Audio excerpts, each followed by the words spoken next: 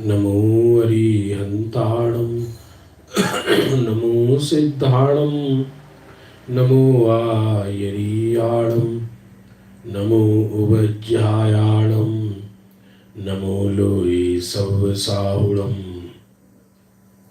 मंगलं भगवान् वीरो मंगलं गौतमो गणी मंगलं कुंदिकुंदाद्यो जैनमधर्मोऽस्तु मंगलम् सर्वमंगलमांगल्यं सर्वकल्याणकारिकं प्रधानं सर्वधर्माणां जैनं जयतु शासनम् अज्ञानतिमिरान्धानां ज्ञानाञ्जनशलाकया चक्षुरुन्मीलितं येन तस्मै श्रीगुरवे नमः। आत्मा ज्ञानं स्वयं ज्ञानं ज्ञानात् करोति किं परभावस्य कर्तात्मा मोहोऽयं व्यवहारिणाम्।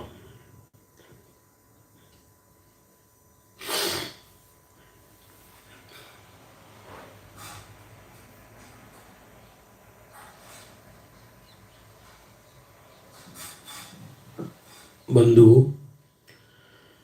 प्रातःकाल के स्वाध्याय का समय हो चुका।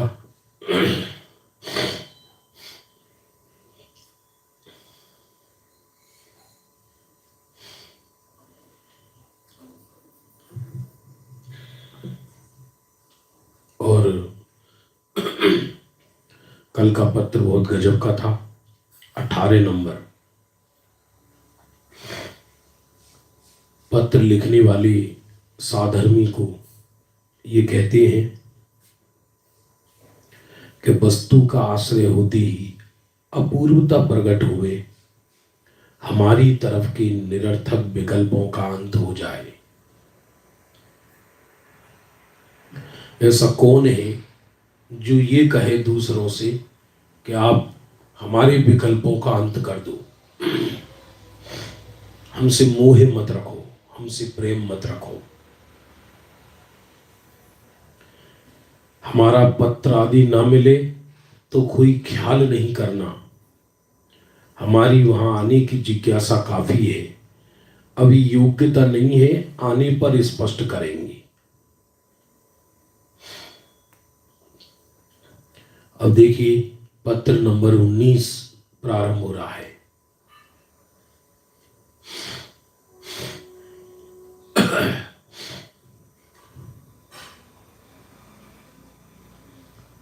श्री सद्गुरु देवाय नमः। ये पत्र लिखा है 23/3/1956 1956 मार्च में, 23 मार्च को। अद्भुत पत्र है, सुनने जैसा। सारे ही पत्रों में आत्मार्थ झलकता है, सारे ही पत्रों में ये झलकता है कि वो कैसे आत्मार्थी थी। बंधु, जीवन तो जा रहा है सारा, अब मरकर जीव कहां कौन सी पर्याय में जाएगा कह नहीं सकती। केवल एक ही कार्य साधने योग्य है, आत्मार्थ का। आत्मार्थ कहो, परमार्थ कहो, एक ही बात है। और अन्य जगत के कार्य साध भी न सकोगे। कोई ये सोचे कि हम जगत के कार्यों को साध लेंगे, ये संभव नहीं है। हम जगत के किसी कार्य को साध भी ना सकेंगे, क्योंकि जगत के कोई कार्य हमारे बस में नहीं है।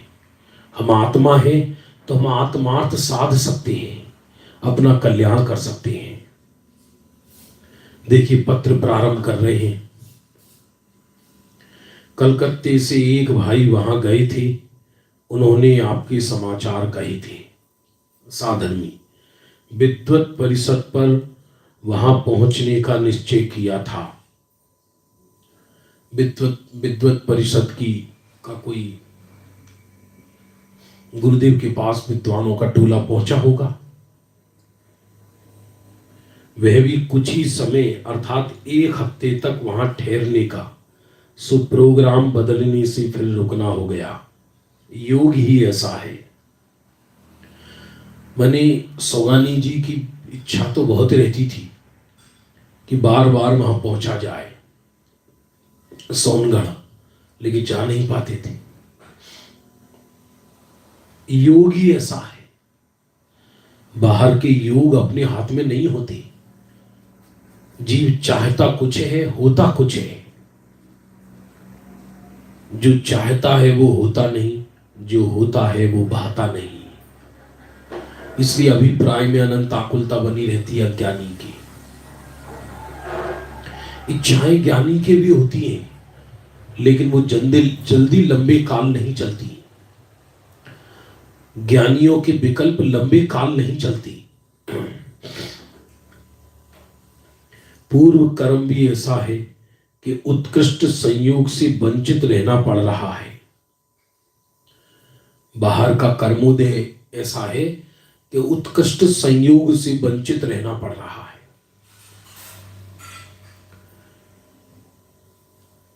बंधु, दिव्य ध्वनि तत्व ज्ञान श्रवण जहां मिलता हो, सत्संग जहां हो, उससे बड़ा कोई उत्कृष्ट संयोग नहीं है। बाहर के जिनको अपन उत्कृष्ट संयोग समझते हैं, वो उत्कृष्ट संयोग नहीं है।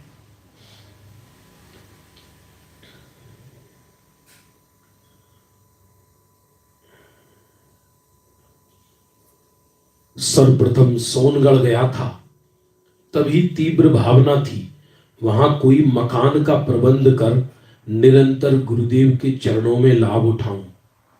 जो सौगानी जी प्रथम बार सोनगढ़ गए, तो प्रथम बार में ही उन्होंने कल्याण कर लिया। योग्यता और पुरुषार्थ न्यारा न्यारा होता है जीव का। इसको सत्य समझ में आना हो, और समझ और समझ का परिणमन 2 चीजें। सत्य समझ भी उसे ही कहते हैं जहां सत्य परिणमन कर जाए। बाकी सब मेंटली एक्सरसाइज जैसी है। यदि परिणमन ना हो तो क्या है? मैं प्यासा हूं, मैं पानी के सूत्रों को पढ़ता रहूं, लेकिन कभी पानी पीने का भाव ना आवे, पानी पीने का निश्चय ना कर पाऊं, तो पानी के सूत्रों को पढ़ने का लाभ क्या हुआ? अपने आप को व्यस्त ही किया ना। कोई धर्म के नाम पर, कोई कर्म के नाम पर अपने को व्यस्त किए हुए हैं जी। तो सौगानी जी का अत्यंत निर्मल परिणाम था सोनगढ़ में रहने का, लेकिन हो ही नहीं पाता था रहना।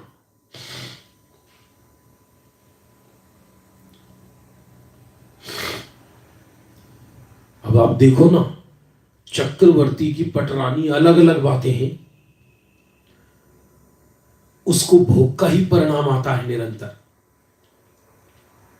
सिद्धांतों में आता है कि चक्रवर्ती की पटरानी नरक जाती है।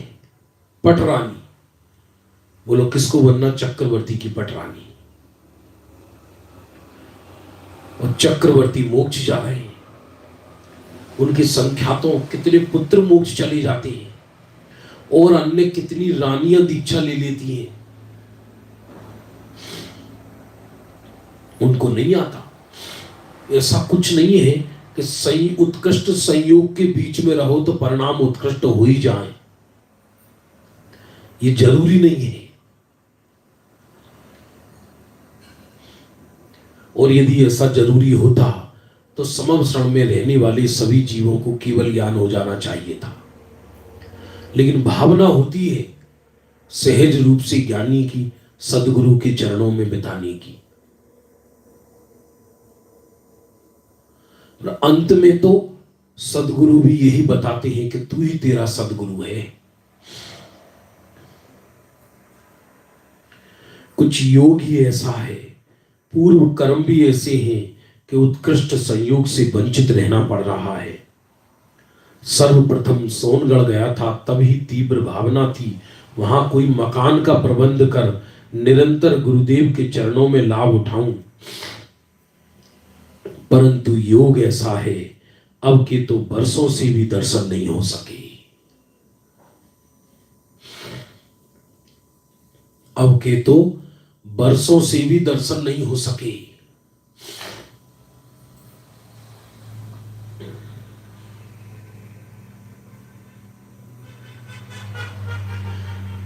अब तो कितने लोग वहां रहने लगे सोनगढ़ में। सबकी भावना होती है कि एक मकान बन जाए, एक मकान बन जाए, वहां एक मकान बन जाए, और रहना किसी को नहीं है। रहना हो तो सार्थकता हो, यदि रहना नहीं है तो कोई सार्थकता क्या है? सिर्फ परिग्रह का पाप ही रहेगा सर पर। इस माह में तो वहां की बारंबार स्मृतियां प्रबल होती जा रही हैं। परिषद पर पहुंचने का योग भी नहीं बन रहा। विद्वत परिषद का कोई कार्यक्रम होगा विद्वानों का। मुझे परिषद से अधिक प्रेम नहीं था, फिर भी सुयोग समझकर समय चुना था। मुझे कोई किसी विद्वत परिषद या बाहर के वातावरण से कोई प्रेम नहीं है, फिर भी उस सुयोग समझकर मैंने वो समय चुना था। ऐसी हालत में पत्र लिखने का विचार हुआ, सो लिखा जा रहा है। अब आगे देखना, ये पत्र का प्रारूप हो गया। अब पत्र का मूल रहस्य मध्यम के बाद आता है, जब पत्र का पहला हिस्सा समाप्त होता है। जिस आत्म द्रव्य में परिणाम मात्र का अभाव है, उसमें जम गया हूं। अब देखना, गजब गजब की बोल है पत्र के अंदर। जिस आत्म द्रव्य में परिणमन मात्र का अभाव है, उस आत्म द्रव्य में जम गया हूं। यह बात भी परिणमन ही कह रहा है, लेकिन परिणमन अपरिणामी की स्वर मिलाकर कह रहा है। जिस परिणमन आत्म द्रव्य में परिणमन मात्र का अभाव है, दरअसल पूरा द्रव्य दृष्टि प्रकाश प्रयोग का विषय है, प्रयोग का, अद्भुत प्रयोग का विषय है। जिस आत्म द्रव्य में परिणाम मात्र का अभाव है, उसमें जम गया हूं। परिणमन सहज जैसा होता है होने दो, परिणमन सहज जैसा होता है होने दो। अच्छा, कर भी क्या लेगा कोई? मान लो कोई परिणमन न समझ में आए किसी को, जीने के दो ही तरीके हैं। या तो अपनी इच्छा के अनुसार परिणमन कर लो, या जैसा परिणमन है उसी में रहने की आदत डाल लो। मजबूरी में नहीं, वस्तु स्वरूप ही ऐसा है। ऐसा तो आज तक 3 काल 3 लोक में नहीं हुआ। विश्व में तीर्थंकर भी नहीं कर पाए कि विश्व के संपूर्ण परिणमन को कोई अपने रूप परिणमा सके, अपनी इच्छा के अनुरूप परिणमा सके। यही परिणमन की स्वतंत्रता है कि परिणमन हमारे अनुसार नहीं होता। परिणमन स्वयं अपने सत्कारक से स्वयं उत्पन्न होता है। भावनाएं अलग है, इच्छा अलग है, परिणमन का परिणाम अलग है। जिस आत्म द्रव्य में परिणाम मात्र का अभाव है, उसमें जम गया, परिणाम परिणम गया, मैं ज्यों का त्यों रह गया। ये बोल तो घर घर में लिखने लायक है। परिणाम परिणम गया, मैं ज्यों का त्यों रह गया। मैं पिंड नहीं, मैं पिंड हूं, वृत्ति नहीं। पर्याय मेरा ध्यान करे तो करे, मैं किसका ध्यान करूं। तीनों बोल प्रारंभ से चर्चा चल रही है, इन्हीं तीनों बोलों में पूरा द्रव्य दृष्टि प्रकाश ग्रंथ झूम रहा है।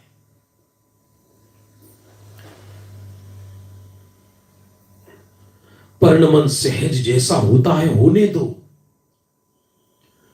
और जब नहीं होने दो, हमके नहीं होने देंगे हम, तो देख लो और 2-4 भव लगाकर देख लो, 2-4 भव लगाकर देख लो।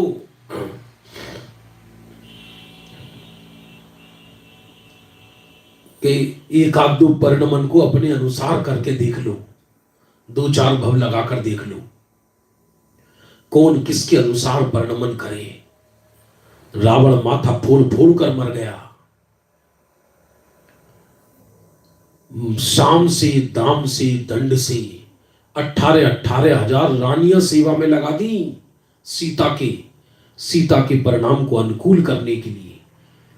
पर द्रव्य के परिणाम को तो कौन अनुकूल प्रतिकूल करे, स्वयं के परिणाम का भी हेर फेर नहीं कर सकता आत्मा।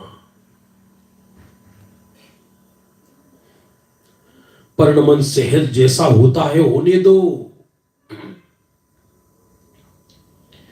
पटरानियां उपाय बता रही रावण को सीता को अनुकूल बनाने के लिए।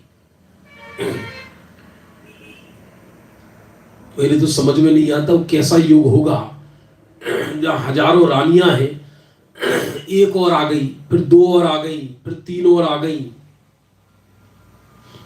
इसे पुण्य का उदय कहेंगे या पाप का उदय कहेंगे उन रानियों की? जिनके पतियों की सैकड़ों रानियां हो, उन रानियों के पाप के उदय कहेंगे या पुण्य के उदय कहेंगे? पूरा मंत्रिमंडल लग गया सीता को मनाने के लिए, और सीता तो मेरू बन गई। परिणामक किसको परिणमन कराए, कौन कराए? हमें जो भ्रम होता है ना, ये सब मेरी इच्छा के अनुसार परिणमन होता है, ये सब घर बार दुकान मेरी सोच के अनुसार, बिखरते देर नहीं लगेगी, बिखरते हुए देर नहीं लगती। और वो स्वतंत्र है इसलिए बिखरता है। तो पर के परिणमन से तो मैं निरपेक्ष हुई, जिसे मैं स्वयं का परिणमन कहता हूं, वो पर्याय मात्र भी मेरे से निरपेक्ष है। प्रवचन सार स्वयंभू की गाथा आ रही है, स्वयंभू की गाथा है। अभी सम्मेत शिखर में 22 तारीख से 22, 23, 24, 25, 26, 22 से 29 तक वार्षिक महोत्सव और प्रवचन सार विधान है, प्रवचन सार गोष्ठी। तो प्रवचन सार विधान कराने का भाग्य हमारा है, उसमें हम वहीं जाएंगे सम्मेत शिखर। तो आपको जुड़ना है तो 7:15 बजे से 8:15 बजे तक जुड़ना अष्टानिका में। ये जो हमारा स्वाध्याय चल रहा है ये तो चलेगा यथावत, हम आधा घंटा लेट कर देंगे इसको। तो प्रवचन सार का गजब का मर्म है प्रवचन सार में। वो प्रवचन सार में ऐसा कहा, प्रवचन सार के अंदर ऐसा स्वयंभू की गाथा है। स्वयंभू द्रव्य अपने द्रव्य स्वभाव से स्वयंभू है, पर्याय अपने पर्याय स्वभाव से स्वयंभू है। पर्याय निरपेक्ष है। एक पर्याय को पूर्व पर्याय की दरकार नहीं, पूर्व पर्याय को वर्तमान पर्याय की दरकार नहीं, वर्तमान पर्याय को भावी की पर्याय की दरकार नहीं। कोई पर्याय किसी को संस्कार छोड़ के जाती नहीं। हम जो कहते हैं ना, एक पर्याय दूसरी पर्याय में संस्कार दे जाती है, कोई पर्याय किसी को संस्कार नहीं देती। यदि कोई पर्याय किसी को संस्कार दे तो 11वें गुण स्थान में उपसम श्रेणी पर चढ़ने वाले मुनि भगवंत सम्यक्त से मिथ्यात्व में आ गए। तो क्या सम्यक्त की पर्याय भविष्य की पर्याय को मिथ्यात्व के संस्कार दे के गई थी क्या? तो व्यवहार का कथन है, हर पर्याय आगे पीछे की पर्यायों से निरपेक्ष है। वो पर्याय द्रव्य से भी निरपेक्ष है। प्रमाण शैली में जब पर्याय को द्रव्य की कृति कहा जाता है कि द्रव्य पर्ण, हर द्रव्य अपने परिणमन का करता है। यहां तो कहते हैं द्रव्य परिणमन का करता है, माने पर द्रव्य नहीं करता, इसलिए द्रव्य को परिणमन का कर्ता कहा है।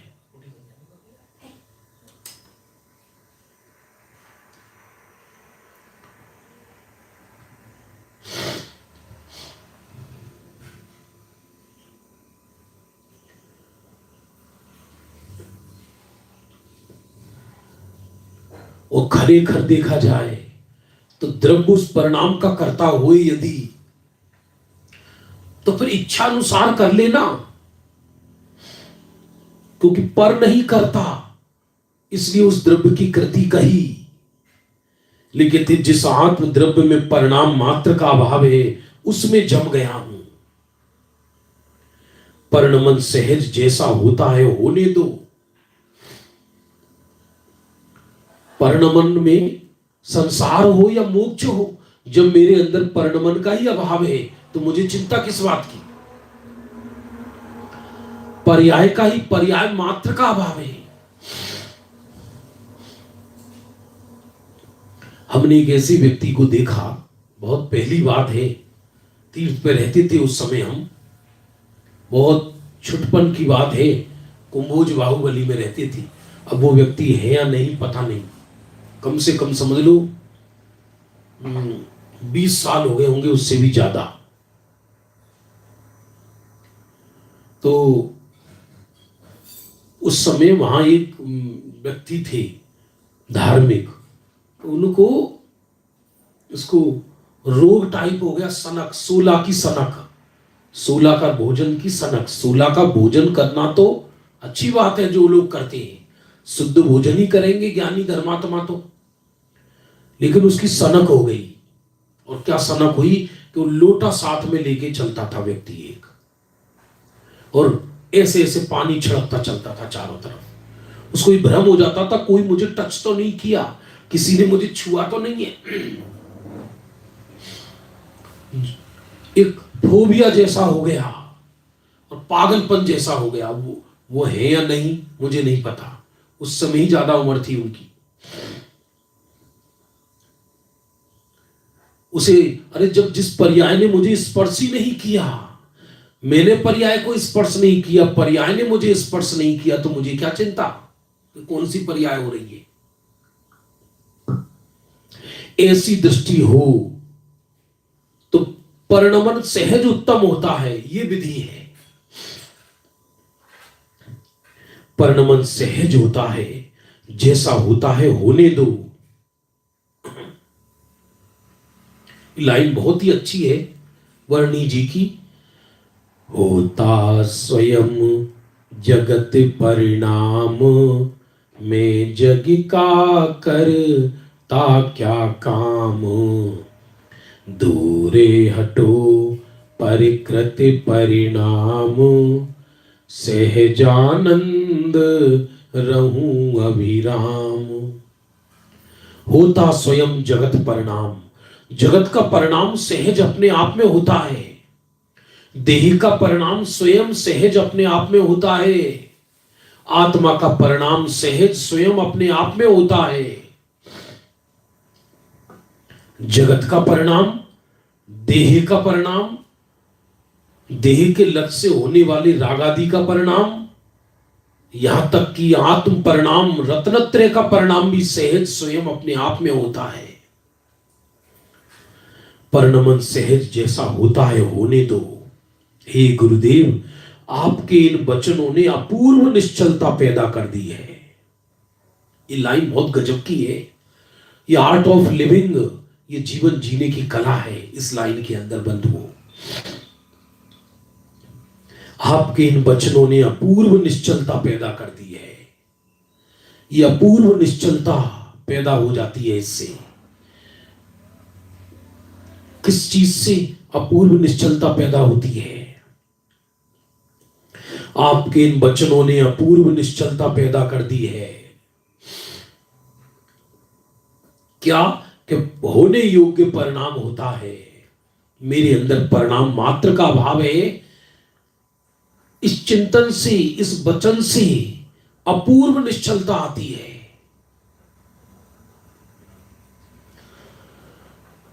जगत में, लोक में डेली देहावसान होते हैं, प्रतिदिन मृत्यु होती है, विश्व का परिणमन होता है। हमें क्यों चिंता नहीं होती? क्योंकि हम जानते हैं कि इन सब परिणमन का मेरे अंदर अभाव है।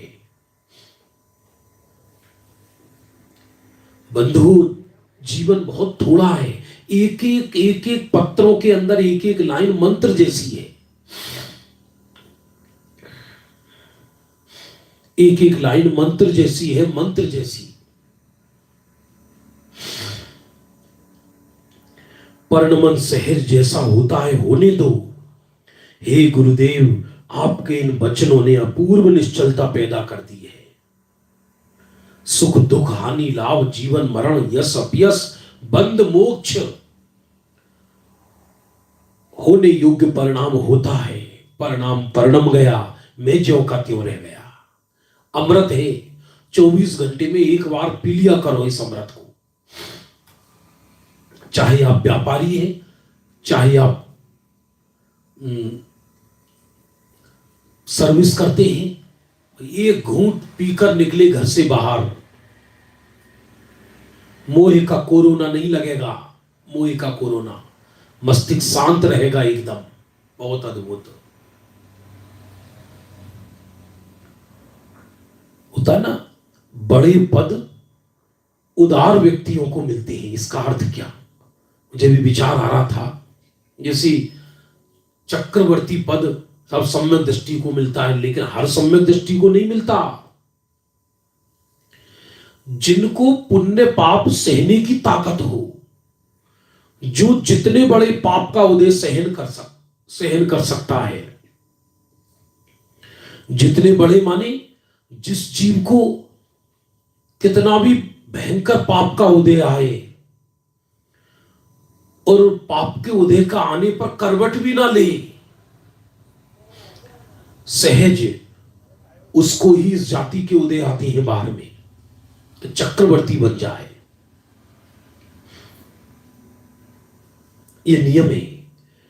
अभी प्रधानमंत्री आदि होते हैं देश के, कैसे देश को चलाते होंगे। हम अखबार में डेली छोटी घटनाएं पढ़ते हैं, नेट पर पढ़ते हैं, टीवी में, तो इसे सुन सुनकर परेशान होते हैं। देश का नाश हो गया, फलाना हो गया, ठिकाना हो गया। अरे साहब, डेली गर्त में चल रही है। यदि वो ऐसी थिंकिंग कर ले तो अगले दिन उठे नहीं राजा तो, कि आज तूफान आ गया, आज रेल पलट गई, आज कोरोना से इतने मर गए, आज चाइना ने ये फेंक दिया, उसने ये फेंक दिया, वहां 4 मर गए, बॉर्डर पर ऐसा हो गया। और कोई प्रधानमंत्री को इन घटनाओं को सुनाए, आज ऐसा हो गया, और प्रधानमंत्री कहे कि बाबा रे बाबा, मर गया मैं तो, अब क्या होगा, अब क्या हो गया, उस राज्य में ये हो गया, वहां ये हो गया, वहां चक्का जाम हो गया, वहां आरक्षण हो गया, वहां फलाना हो गया, वहां ढिकाना हो गया। ऐसी अंदर में सहन, क्या बोलते, पेशेंस होता है, ऐसा जबरदस्त सहनशीलता होती है कि विश्व भी पलट जाए, माथा करवट नहीं लेता। और छोटी छोटी चीजों में ही, जो लोग घरों में रहते हैं उनकी बुद्धि बहुत संकुचित हो जाती है जरा जरा सी चीजों पर।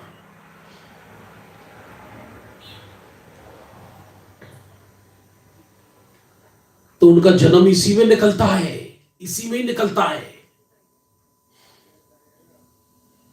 साधारण घर गृहस्थी के वाले लोग होते हैं ना, बस इसी में, आज थोड़ी खांसी है, आज थोड़ा ये है, आज थोड़ी सर्दी है, आज थोड़ी गर्मी है, भाई इसी में ही सुबह से शाम तक इसी में ही माथा फोड़ते हैं अपना।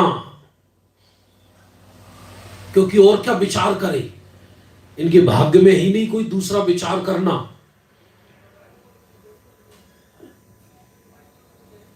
क्षुद्र लोग कहलाते हैं, इनका जन्म इसी में निकलता है। यहां तो कहते हैं जो होना है वो होने दो, बंद भी हो तो क्या, मुक्ति हो तो भी क्या। जिस पर्याय ने मुझे स्पर्श ही नहीं किया, मैंने पर्याय को स्पर्श नहीं किया, उस परिणाम की चिंता क्यों। वो परिणाम की चिंता है, इसका मतलब परिणाम में एकत्व है, तब तो परिणाम की चिंता है। और जिसमें एकत्व होता है उसमें नियम से कर्तृत्व होता है, क्योंकि जिसको मैं ये मानूंगा ये मैं हूं, ये मेरा है, तो उसमें कर्तृत्व होगा ही होगा। अपनी कृति में अभिमान हुए बिना नहीं रहता। हे गुरुदेव, आपके इन वचनों ने अपूर्व निश्चलता पैदा कर दी है। चंचलता में निश्चलता तो परिणाम में है, निश्चलता पैदा हो गई, लेकिन चंचलता और निश्चलता तो परिणाम में है। मैं नित्य हूं, मेरे में नहीं। चंचलता भी परिणामों में है, निश्चलता भी परिणामों में है। जो चैतन्य द्रव्य है, जिसे परम पारनामिक भाव कहा, वो तो सहज निश्चल है, अचल है, हिमालय है, मेरु है। भक्तामर ग्रंथ में ऐसे छंद आते हैं कि हे प्रभु, प्रलयंकारी, प्रलय के अंत में जो हवाएं चलती है ऐसी हवाएं चले, प्रलय चले तो छोटे मोटे पहाड़ तो चलायमान हो जाते हैं।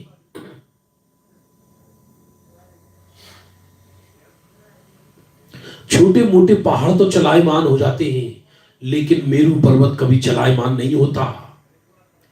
ऐसी बाहर में कितना भी तीव्र उदय हो, मंद उदय हो, बाहर में पर्यायों में घटा टोप मचा हो भारी, लेकिन शुद्धात्म तत्व में तो मेरू ही था, मेरू ही हूं और मेरू ही रहूंगा। कुछ नहीं बिगड़ता, शुद्धात्मा का क्या बिगड़ता है। चंचलता में निश्चलता तो परिणाम में है। मैं नित्य हूं, मेरे में नहीं, यह अनुभव अपूर्व है। अनित्य का वेदन करने वाला अनुभव कैसा होगा, क्योंकि अनुभव स्वयं अनित्य है, और अनित्य अनित्य का ही वेदन करे तो हर पल मरेगा। अनित्य अनित्य का वेदन करे, इसको भाव मरण कहते हैं।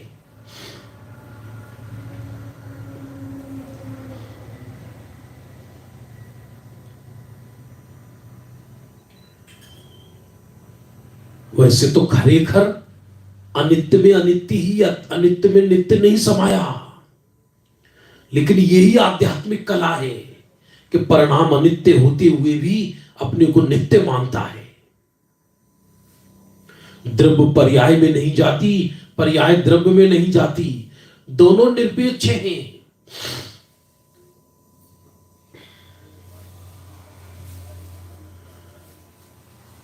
अजब गजब है, अजब गजब, अजब गजब।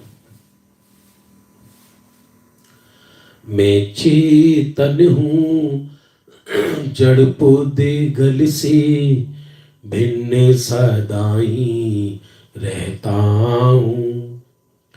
मैं चेतन हूं, जड़ पौधे गल से भिन्न सदाई रहता हूं। शुभ और अशुभ तो दूरे रहो, पर्यायों से भी भिन्न रहता हूं। ये बात भी ज्ञान कह रहा है। दृष्टि का विषय भिन्नता है ही नहीं, दृष्टि का विषय तो अभिन्नता है। मैं ये नहीं, मैं ये नहीं, ये दृष्टि का विषय नहीं। जो है बस वही की प्रतीति चलती है। मैं नित्य हूं, ये अनुभव अपूर्व है।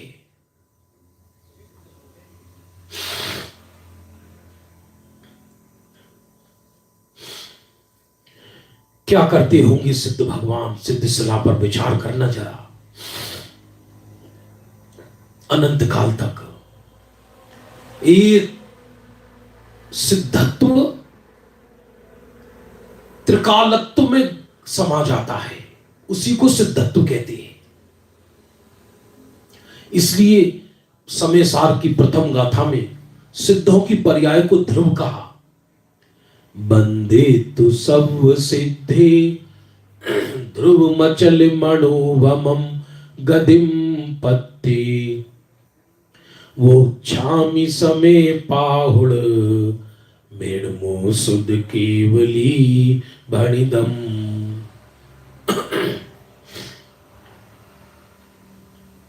चंचलता व निश्चलता तो परिणाम में है, मैं नित्य हूं मेरे में नहीं, यह अनुभव अपूर्व है। परिणाम क्षण क्षण निराकुलता की वृद्धि पामते हैं। परिणाम क्षण क्षण निराकुलता की वृद्धि पामते हैं। निराकुलता कब होती है? कि जब अपने को नित्य स्वीकार करे। अपने को क्षणिक स्वीकार करेगा तो परिणामों में आकुलता ही रहेगी।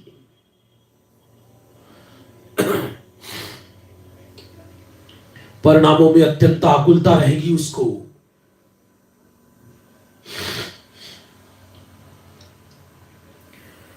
तो परिणाम क्षण क्षण निराकुलता की वृद्धि पामते हैं। बीच में श्रीमद जी का कृपालु देव कहा जाता था इनको। बीच में श्रीमद जी का एक वचन दिया, तो पण निश्चय राजचंद्र मन ने रहो, गुरु आज्ञाए थासु ते जे स्वरूप जो। क्षण क्षण परिणामों में निराकुलता होती है, तो पण निश्चय से मन स्वरूप में ही रहता है। गुरु आज्ञा से जो स्वरूप समझा है मन उसी में रहता है। परिणाम में बाहर गुण स्थान प्रमाण आकुलता रहो तो और निराकुलता रहो तो क्या है। देखो, परिणामों में ज्ञानी के भी अस्थिरता बस आकुलता होती नजर आएगी, लेकिन वो आकुलता इतनी लंबी नहीं जाती। आकुलता का वो कर्ता नहीं बनता। आकुलता के साथ साथ निराकुलता की धारा भी बहती है ज्ञानी की, और जो निराकुलता की धारा बहती है उससे उस आकुलता का काल लंबा नहीं होता।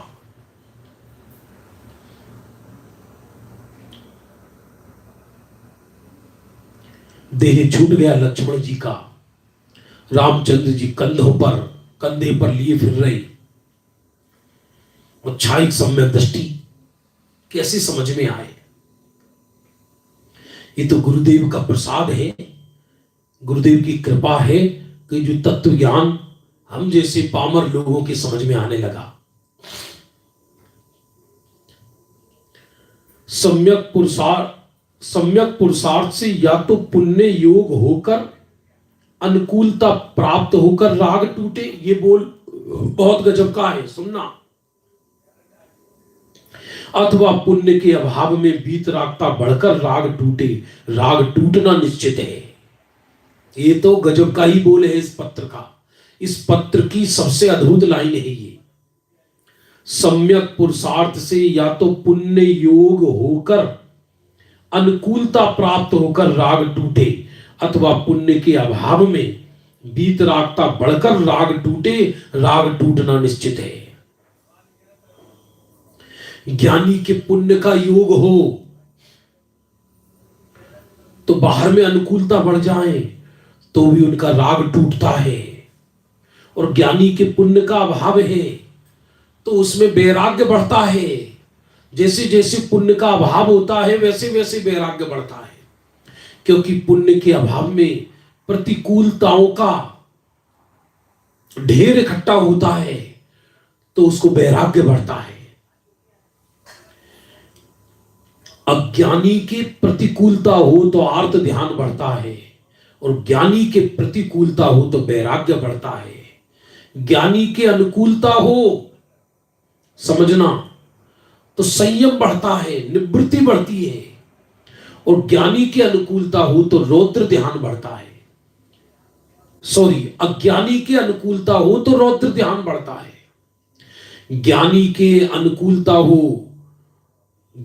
अनुकूलता हो तो निवृत्ति बढ़ती है, ज्ञानी के अनुकूलता हो तो परोपकार बढ़ता है, ज्ञानी के अनुकूलता हो तो वीतरागता बढ़ती है, अज्ञानी के अनुकूलता हो तो रौद्र ध्यान बढ़ता है, अज्ञानी के अनुकूलता हो तो अहम बढ़ता है, ज्ञानी के अज्ञानी के अनुकूलता हो तो उसमें वो बब्राभान हो जाता है, सहन नहीं होता। बाहर में पुण्य का उदय हो तो भी वीतरागता बढ़कर राग टूटेगा, और यदि पाप का उदय हो, पुण्य के उदय का अभाव हो, तो उस पुण्य के उदय के अभाव रूप दशा में उसका ज्ञानी का वैराग्य बढ़ता है। संयोगों से देह को सिंह भी खाएगा, स्वरूप स्थिरता का अवसर मिल जाएगा। अरे संयोगों से देह को सिंह भी खाएगा, स्वरूप स्थिरता का अवसर मिल जाएगा। उपसर्गी ही मेरा मित्र होगा, अपूर्व अवसर कब वह होगा। क्या गजब की लाइन है ये। संयोगों से देह को सिंह भी खाएगा, स्वरूप स्थिरता का अवसर मिल जाएगा। उपसर्गी ही मेरा मित्र होगा, अपूर्व अवसर कब वह होगा। अनुकूलताओं की बात करें यदि, तो अनुकूलता तो राजपद में ज्यादा थी। अनुकूलताओं की बात करें तो राजपद में ज्यादा थी। साधक के, आराधक के अनुकूलताएं, तीर्थंकर घरों में रह, राज्य पाठ अवस्था में रह रहे महलों में अनुकूलता ही अनुकूलता है। यदि अनुकूलता से मोक्ष का संबंध होता, अनुकूलताओं से मोक्ष का संबंध होता यदि,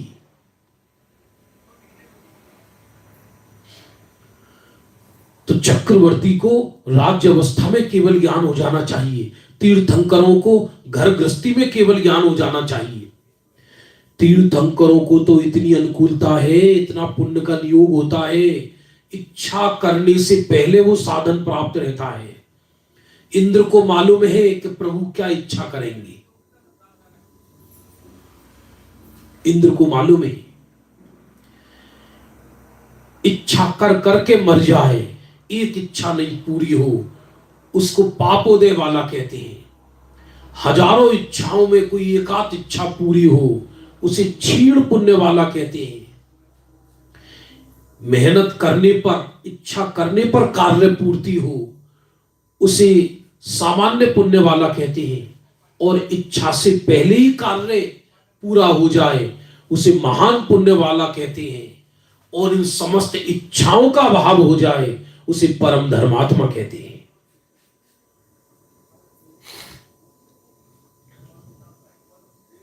अब अनुकूलताओं के ढेर लगे, फिर भी केवल ज्ञान नहीं हो रहा, और मुनि अवस्था में प्रतिकूलता का ढेर खड़ा हो गया पारसनाथ के।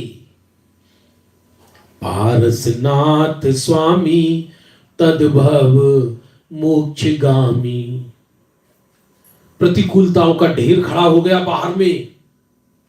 बोलो, वन जंगल में तप कर रहे पार्स मुनि, उनको विचार आता है भले ही हुंडा अवसर अपनी काल के दोष से ऐसा हुआ हो, भले ही कि पार्श्वनाथ पर इस जाति का उपसर्ग हुआ हो, और उनसे क्या हुआ, उनसे तो उनका चरित्र और बाहर में निखर कर आया।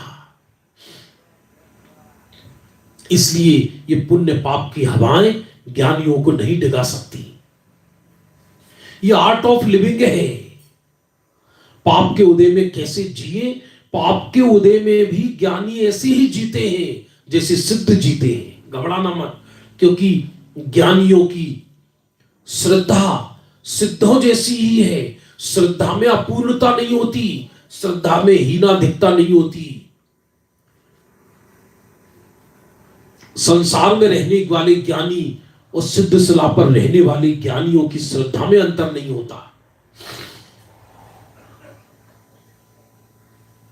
क्या बोल गजब का है ये। सम्यक पुरुषार्थ से या तो पुण्य योग होकर अनुकूलता प्राप्त होकर राग टूटे। सम्यक पुरुषार्थ क्या कि हूं शुद्धात्मा छू। गुरु वचन सुनकर इसका मंथन प्रारंभ हो गया, हूं शुद्धात्मा छू। सम्यक पुरुषार्थ से या तो पुण्य योग होकर, सम्यक पुरुषार्थ किया तो पुण्य योग हुआ। और क्या पुण्य योग हुआ कि सदगुरु मिले, सत्संग का वातावरण मिला, तीर्थ पे रहना हो गया, तीर्थंकरों का समागम मिल गया, यही पुण्य है। समझना, देव शास्त्र गुरु का मिलना इसी को सातिशय पुण्य कहा। देव गुरु धर्म को मिलना यही पुण्यानुबंधी पुण्य है। जगत जिसको पुण्य कहते हैं वो तो पापानुबंधी पुण्य है, उसकी बात नहीं चल रही यहां पर। वो तो उसको तो पद्मनंदी पंच विशुद्धिका में पद्मनंदी स्वामी कहते हैं ये पुण्य का फल मेरे शत्रु को भी ना हो। क्यों? क्योंकि पुण्य के फल में स्त्री पुत्र मकान दुकान कुटुंब आदि मिलते हैं, उसमें जीव अहम करता है और उससे अभिमानी हो जाता है, और अभिमानी जीव नरक जाता है। मैं नहीं चाहता कि मेरा शत्रु नरक जाए, इसलिए ये पुण्य का फल मेरे शत्रु के भी ना हो। ये बोलना सरल है, ये सुनना सरल है, ये पढ़ना सरल है। जरा अपने पर बीते जरा बताना। धर्म क्षेत्र में भी जीवों की दृष्टि पुण्यवानों पर ही पड़ी हुई है। सभा में कोई जरा सा पुण्यवान आ जाए तो ऐसा लगता है कि जैसे भगवान आ गए। सबकी नजर उसी पुण्यवान पर रहती है। पुण्यवान तो अपन कह रहे हैं, परिग्रहवान कहो, परिग्रहवान।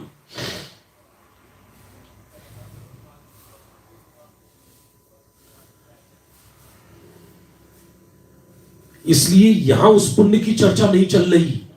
सम्यक पुरुषार्थ से या तो पुण्य योग होकर अनुकूलता प्राप्त होकर राग टूटे, अथवा पुण्य के अभाव में बीत रागता बढ़कर राग टूटे। बात एक ही है।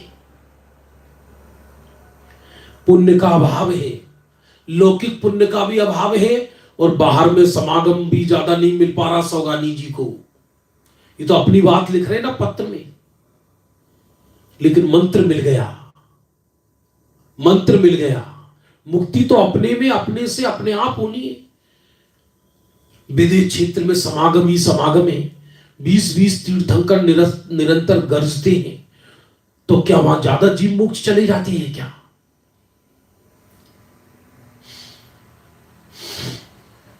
ध्यान देना बंधुओं, यदि हमारे भारत क्षेत्र में सारे तीर्थंकर एक साथ हो जाएं, 170 तीर्थंकर अधिकतम हो सकते हैं, और 170 के 170 हमारे भारत क्षेत्र में भारतवर्ष में हो जाएं, तो क्या 6 महीने 8 समय में 608 जीवों से अधिक मोक्ष चले जाएंगे क्या?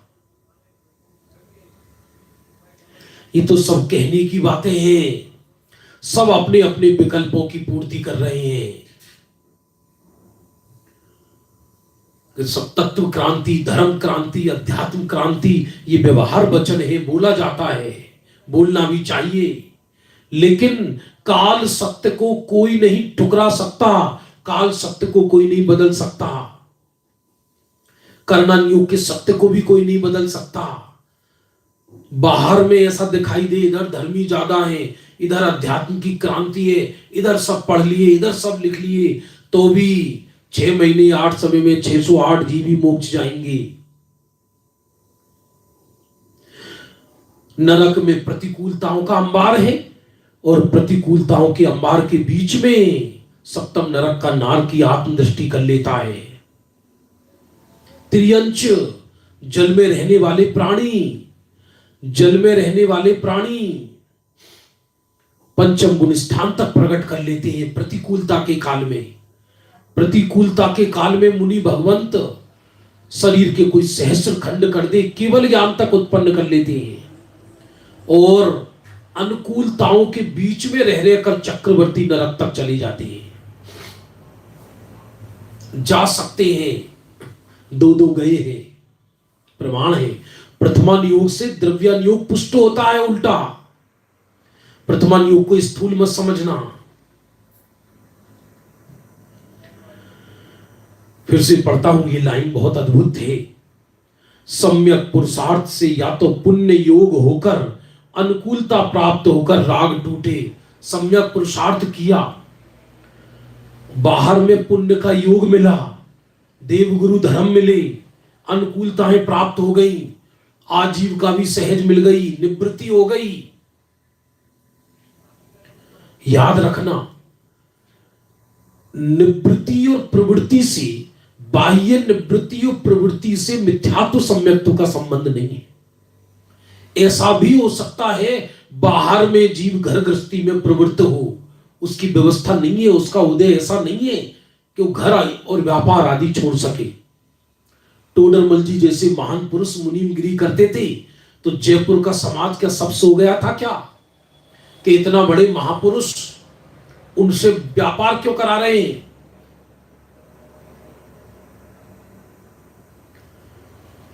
और काफी समय तक उन्होंने व्यापार माने मुनीमगिरी किया नहीं की, लेकिन निवृत्ति के लिए चित्त छटपटाता था। तो प्रवृत्ति निवृत्ति ये अंदर में दृढ़ता का और संयम का द्योतक है। लेकिन किसी के बाहर में प्रवृत्ति का अभाव हो, निवृत्ति का अभाव हो और प्रवृत्ति ज्यादा दिखाई दे, और किसी के निवृत्ति ज्यादा दिखाई दे बाहर में, जरूरी नहीं है आत्मज्ञान हुआ हो। ये तो दृष्टि निर्मल करने की बात है। किसी की प्रवृत्ति के बीच में भी दृष्टि स्वरूप सम्मोह हो जाती है, और किसी की निवृत्ति होने पर भी दृष्टि स्वरूप सन्मुख नहीं हुई तो क्या कर लेगा? सम्यक पुरुषार्थ से या तो पुण्य योग होकर अनुकूलता प्राप्त होकर राग टूटे, सहज अनुकूलताएं हो गई, कमाने खाने का विचार चला गया, तीर्थों पर रहकर आत्म कल्याण कर रहे, या पुण्य के अभाव में। मैंने एक ऐसा व्यक्ति देखा, नाम नहीं लूंगा मैं, अभी तो इस काल की विडंबना कहो कुछ भी कहो, नाम लेना अनुचित होगा। एक भगवान के माता पिता बने पंच कल्याणक में, और बहुत अच्छा परिणाम होते ही अपने मुमुक्षुओं में बहुत निर्मल परिणाम है लोगों की। और बाद में ऐसा एक उदय आया, बाद में ऐसा उदय आया कि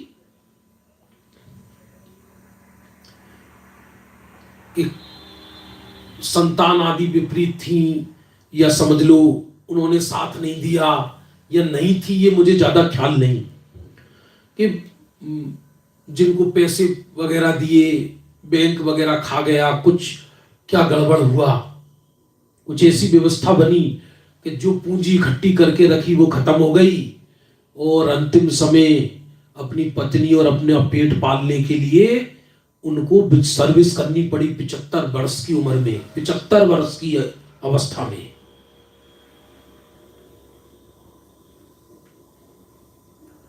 सर्विस करनी पड़ी एक कोरियर कंपनी में। बोलो आप, बहुत बहुत स्वाध्यायी, जरूरी नहीं है। तो अब क्या ऐसी प्रवृत्ति में बाहर में कई लोगों के लिए प्रवृत्ति निवृत्ति ये फैशन हो गई है।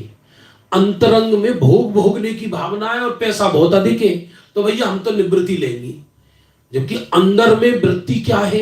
अंदर में वृत्ति है पड़े रहने की।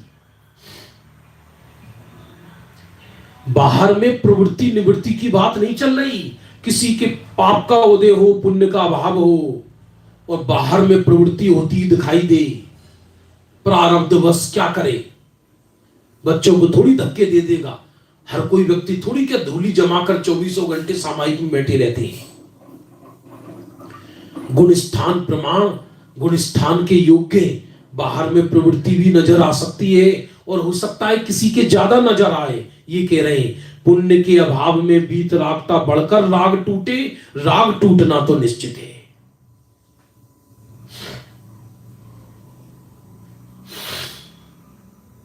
पुण्य का योग हो तो भी राग टूटना निश्चित है, और पाप का योग हो तो भी राग टूटना निश्चित है। निवृत्ति हो तो भी राग टूटना निश्चित है। बाहर में प्रवृत्ति दिखाई दे तो भी राग टूटना निश्चित है। प्रवृत्ति भी ज्यादा काल नहीं रहेगी, कब तक रहेगी?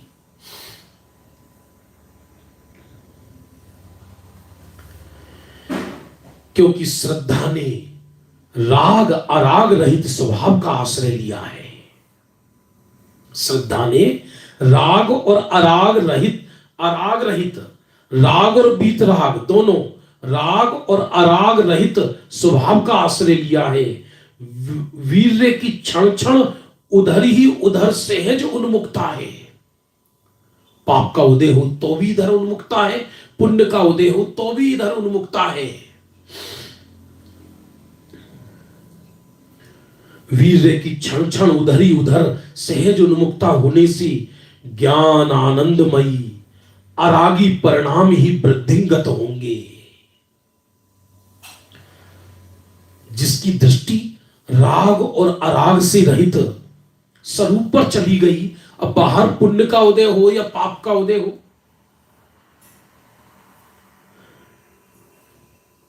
उससे क्या फर्क पड़ रहा है? किसी को नियोग अधिक मिल गए, किसी को नियोग कम मिल गए, उससे क्या फर्क पड़ता है? कोई पाठशाला में नहीं पढ़ पाया था, ऐसा नियोग थे ही नहीं उस समय कोई। हमने पाठशाला नहीं पढ़ी कभी जीवन में। किसी को भाग्य मिल गया, किसी को 24 घंटे सदगुरु के चरणों में रहने का भाग्य है, वो किसी का भाग्य नहीं है। तो जिसका भाग्य नहीं है वह भी शुद्धात्मा की दृष्टि करके उसका राग टूटना निश्चित है। ये कह रहे हैं, अपनी बात बता रहे हैं कि बार बार गुरुदेव की इच्छा होती है जाने की, गुरुदेव के पास।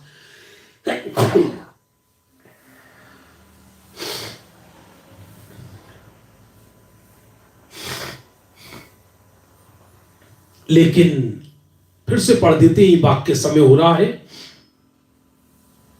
सम्यक पुरुषार्थ से या तो पुण्य योग होकर अनुकूलता प्राप्त होकर राग टूटे, और पुण्य के अभाव में बीत रागता बढ़कर राग टूटे, राग टूटना निश्चित है। क्योंकि श्रद्धा ने राग अराग रहित स्वभाव का आश्रय लिया है। वीर्य की क्षण क्षण उधर ही उधर सहज उन्मुक्ता होने से ज्ञान आनंदमयी अरागी परिणाम ही वृद्धिंगत होंगे। यह नियम प्रत्यक्ष अनुभव गम्य है। यह नियम प्रत्यक्ष अनुभव